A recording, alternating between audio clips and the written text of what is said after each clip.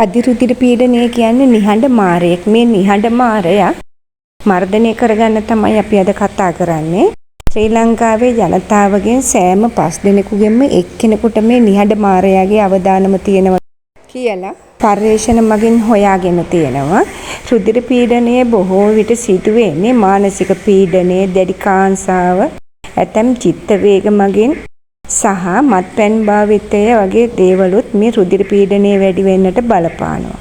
වයස්ගත වීමත් සමග සුළු වශයෙන් රුධිර පීඩනය වැඩි වීමකුත් අපිට දකින්න පුළුවන් වෙනවා. ඊළඟට ස්ත්‍රී පුරුෂ භාවය අනුවත් මේ රුධිර පීඩනය අඩු වැඩි වෙනවා. රුධිර පීඩනයේ සාමාන්‍ය පුද්ගලයෙකුගේ තියෙන්න ඕන 120යි 80ක් විදියට. මේ පහලින් දක්වලා තියෙන්නේ ඒ කියන්නේ 120 කියන්නේ හෘදයේ රුධිරය පොම්ප කරන වේගය. 80 විදියට දක්වලා තියෙන්නේ රුධිර ආංකුච රුධිර පීඩනය. ඒ කියන්නේ රුධිර පොම්ප කරනකොට සංකෝචනය වන වේගය. එතකොට මේ දෙක සමබරව තියෙන්නට ඕන නිරෝගී පුද්ගලයෙකුගේ. උගක් වෙලාවට මේ රුධිර පීඩනය පරම්පරාවෙන් ඇති වෙන්නත් පුළුවන්. අධික තරබාරුව, වැඩිපුර ලුණු ආහාරයට ගැනීම, ධූම්පානය, මත්පැන් භාවිතය වගේ ඒවත් මේකට දැඩි ලෙස බලපානවා. ඊළඟට අපි බලමු අධිරුධිර පීඩනය නිසා ඇතිවන සංකෝලතා.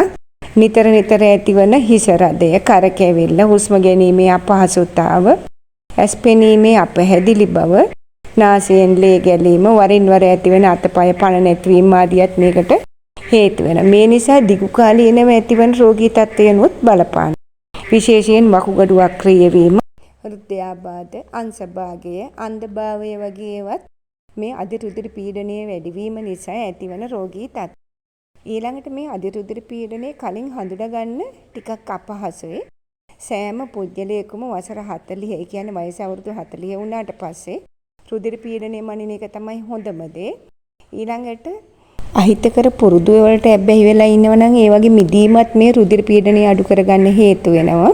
අපි බලමු රුධිර පීඩනය හැදුනහට පස්සේ අපිට කරන්න ඕන පිළිවෙත් මොනවද කියලා.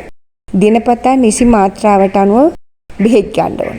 ඊළඟට ලුණු භාවිතය අවම කරන්න ඕන. පළතුරු හා එළවලු වැඩියෙන් ආහාරයට ගන්න ඕන. මත්පැන් දුම් ඇටි භාවිතය නතර කරන්න ඕන. ඊළඟට තෙල් සහිත ආහාර ගන්න ප්‍රමාණය අඩු කරලා ශරීරයේ බර අඩු කරගන්නත් ඕන මේ රුධිර පීඩනයෙන් මිදෙන්නට නම්. ඊළඟට බලමු අපි රුධිර පීඩනය පාලනය කරනු ලබන ඖෂධීය ප්‍රතිකාර මොනවද කියලා. සිංහල ආයුර්වේද ක්‍රමයට රුංගා කොළ, වැල් දොඩම් කොළ, තෙබු, ඇඹරැල්ලා, දළු සම්බෝධය වගේ ඒවත් ගන්න පුළුවන්. ඊළඟට නස්නාරන් විස්ම සහිඳලු දාලා බොන්න පුළුවන්. ඒ වගේම බැබිලි මොල් උළුහාල් සුදුලුණු තම්බල බීමත් අපිට පහසුවෙන්ම කරන්න පුළුවන් ප්‍රතිකාරයක්. සරල ප්‍රතිකාරයක් තමයි ගස් නිදුකුම්මා සම්පූර්ණ ශාකයම මේලලා අරගෙන තම්බල දවසට එක් වතාවක් පමණ බීම. තවත් එකක් තමයි සුදුලුණු තම්බල අමුවේ තම්බල පානය කරන්නත් පුළුවන්. අමුවෙන් ආහාරයට ගන්න පුළුවන්. ඊළඟට එලකිරි පානය කිරීමත් මේකට වඩා සුදුසුයි. තව එකක් තමයි දෙළුම්, අලිපේර, මිදි, දොඩම් වගේ පළතුරු වර්ග ආහාරයට ගැනීමත් වඩා ගුණදායකයි. තව ටිකක් කියනවා නම් මනස සංසුන් වන භාවනාවක නිරත වෙනවා නම් අධිරුධිර පීඩනය සම්පූර්ණයෙන්ම පාලනය කරගන්න පුළුවන්. ඊළඟට අපි තව ටිකක් අවධානය යොමු කරනකොට තේනිය යන දෙයක් තමයි ආහාර රටාවෙන් අපේ රුධිර පීඩනය පාලනය කරගන්න පුළුවන්. වැඩියෙන්ම කෙඳි සහිත ආහාර අනුභව කිරීම මගිනුත් මේ තත්ත්වය පාලනය කරගන්න පුළුවන්.